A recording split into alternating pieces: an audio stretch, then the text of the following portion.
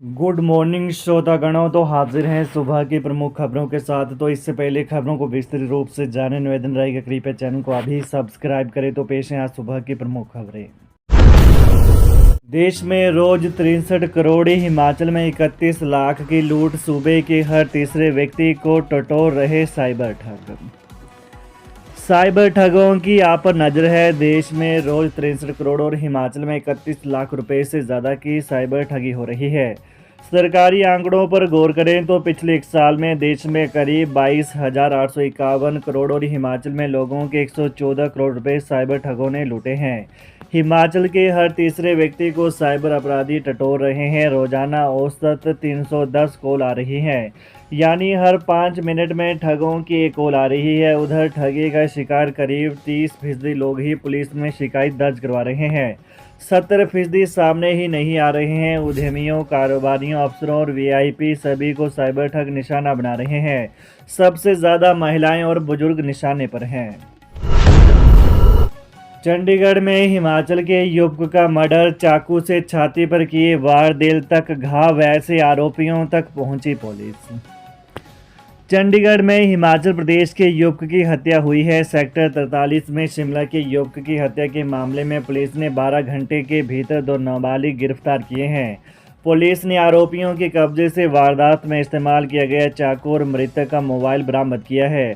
आरोपियों ने लूट के मकसद से वारदात को अंजाम दिया था। आरोपियों ने बुधवार रात को शिमला के गांव कोग पीओ महोग तहसील थियोग निवासी 35 साल के काकू की चाकू से मारकर हत्या कर दी थी। पुलिस ने दोनों आरोपियों को स्थानीय जुवेनाइल कोर्ट में पेश कर बाल सुधार गृह भेज दिया। दोनों किशोर कजेहेड़ी के रहने वाले हैं। दोनों की उम्र 16 से 17 साल है।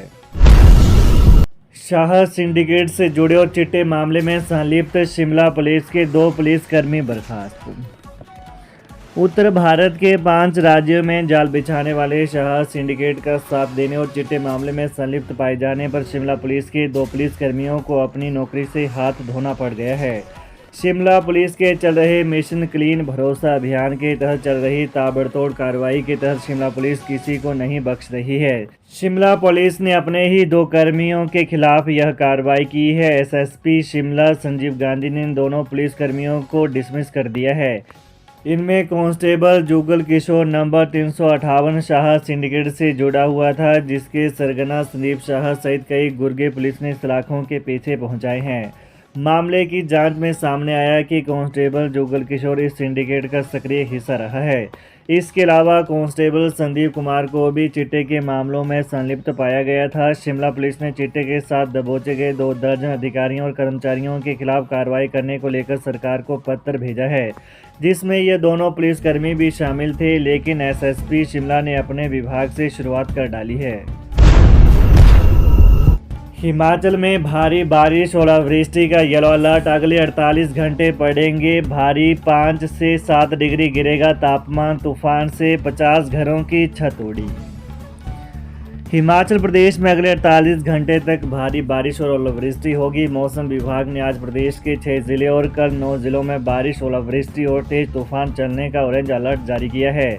इसे देखते हुए लोगों को सावधानी बरतने को कहा गया है। आईएमडी ने आज चंबा, कांगड़ा, कुल्लू मंडी, शिमला, लाहौल स्पीति जिला में ऑरेंज अलर्ट जारी किया। इन जिलों में कुछ एक स्थानों पर भारी बारिश हो सकती है। इस दौरान कई स्थानों पर ओलावृष्टि और तूफान भी तबाही का कारण बन सकता है। नालागढ़ में नशे की ओवरडोज से युवक की मौत, घबराए दोस्त ने नहर में फेंका शव, फिर परिजनों को मैसेज करके दी सूचना। हिमाचल प्रदेश के औद्योगिक क्षेत्र बद्दी में एक युवक ने अपने मृत दोस्त के शव को नहर में फेंक दिया। इसकी सूचना खुद युवक ने मृतक के परिजनों को मैसेज करके दी। वॉइस मैसेज में बताया कि नशे के ओवरडोज से उसके दोस्त की मौत हो गई है। इससे डरकर उसने दोस्त के शव को नहर में फेंक दिया। परिजनों की शिकायत पर पुलिस ने मामला दर्ज कर लिया और लापता युवक की नहर में तलाश शुरू कर दी है। मृतक युवक गुरविंदर सिंह गिंदी बद्दी के भूंड का रहने वाला बताया जा रहा है, मगर अब तक उसका शव नहीं मिल पाया है। एचपीयू को मिली 10 करोड़ रुपए की ग्रांट, शोध को मिलेगा बढ़ावा, हिमाचल विश्वविद्यालय की सुधरेगी रैंकिंग। हिमाचल प्रदेश विश्वविद्यालय का अनुसंधान राष्ट्रीय अनुसंधान फाउंडेशन यानी ANRF भारत सरकार के त्वरित नवाचार और अनुसंधान कार्यक्रम के लिए 10 करोड़ रुपए का बड़ा अनुदान मंजूर किया गया है। हिमाचल प्रदेश विश्वविद्यालय ने इस पहल के लिए IIT रोपड़ के साथ सहयोग किया था, जहां IIT रोपड़ हब संस्थान के रूप में और हिमाचल प्रदेश विश्वविद्यालय सपोक संस्थान के रूप में कार्य करेगा।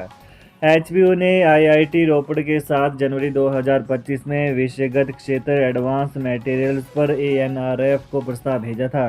इस पहल के तहत हब और स्पोक संस्थानों को 30:70 के अनुपात में अधिकतम 100 करोड़ रुपए आवंटित किए जाएंगे। डमी एडमिशन की तो रद्द होगी संबद्धता, CBSE के बाद HP बोर्ड भी करेगा निजी स्कूलों का औचक निरीक्षण। हिमाचल प्रदेश स्कूल शिक्षा बोर्ड ने संबद्धता प्राप्त निजी शिक्षण संस्थानों का औचक निरीक्षण करने का निर्णय लिया है।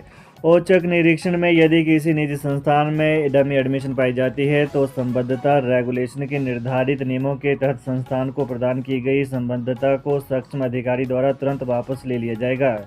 हिमाचल प्रदेश स्कूल शिक्षा बोर्ड ने यह निर्णय बोर्ड से संबद्धता प्राप्त निजी शिक्षण संस्थानों के बारे में बोर्ड कार्यालय में दूरभाष व अन्य माध्यम से मिल रही शिकायतों के मद्देनजर लिया है। मई के लिए 57 मीट्रिक टन कम राशन, केंद्र सरकार ने APL परिवारों के लिए किया अनाज का आवंटन।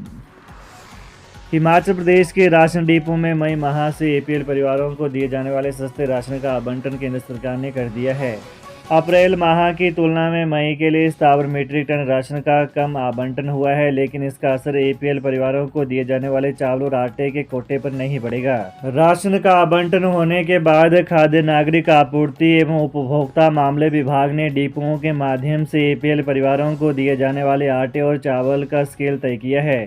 इसमें मई में नॉन ट्राइबल क्षेत्रों में APL परिवारों को पहले की ही तरह 14 किलो आटा और 6 किलो चावल कोटा प्रति राशन कार्ड दिया जाएगा। वहीं ट्राइबल एरिया में APL परिवारों को 20 किलो आटा और 15 किलो चावल प्रति राशन कार्ड के हिसाब से दिया जाएगा। APL परिवारों को आबादी के आधार पर 20,265 मीट्रिक टन राशन का आवंटन किया गया है। SMC टीचर्स नियमित करने को प्रक्रिया जल्द शुरू करेगी सरकार। शिक्षा मंत्री रोहित ठाकुर के नेतृत्व में शिमला पहुंचे SMC शिक्षकों को मुख्यमंत्री ठाकुर सुखविंदर सिंह सुक्खू ने आश्वासन दिया है कि सरकार उनकी मांगों को जल्द पूरा करेगी। गौर हो कि SMC अध्यापक संघ के प्रतिनिधिमंडल ने शिक्षा मंत्री रोहित ठाकुर के नेतृत्व में मुख्यमंत्री ठाकुर सुखविंदर सिंह सुक्खू से भेंट की। SMC अध्यापक संघ के अध्यक्ष सुनील शर्मा ने संघ की विभिन्न मांगों से मुख्यमंत्री को अवगत कराया। इस दौरान LDR कोटे के तहत जल्द शिक्षकों के नियमितीकरण की प्रक्रिया शुरू करने की मांग रखी गई। इस दौरान मुख्यमंत्री ने प्रतिनिधिमंडल को आश्वासन दिया कि राज्य सरकार उनके मांगों पर सहानुभूतिपूर्वक विचार करेगी। पूरे प्रदेश में 2100 के करीब SMC शिक्षक अपनी सेवाएं दे रहे हैं। इसमें तय किया गया है कि LDR परीक्षा में 10 वर्ष का कार्यकाल पूरा करने वाले SMC शिक्षक को प्राथमिकता मिलेगी। TGT की प्रमोशन सूची 23 माह से लटकी। प्रदेश में 800 TGT शिक्षकों की प्रवक्ता पदोन्नति सूची पिछले 23 माह से जारी नहीं हो सकी है। सत्ता और व्यवस्था परिवर्तन के बाद 401 TGT को प्रवक्ता पदोन्नति करते हुए 18 मई 2023 को प्रमोशन सूची जारी हुई थी।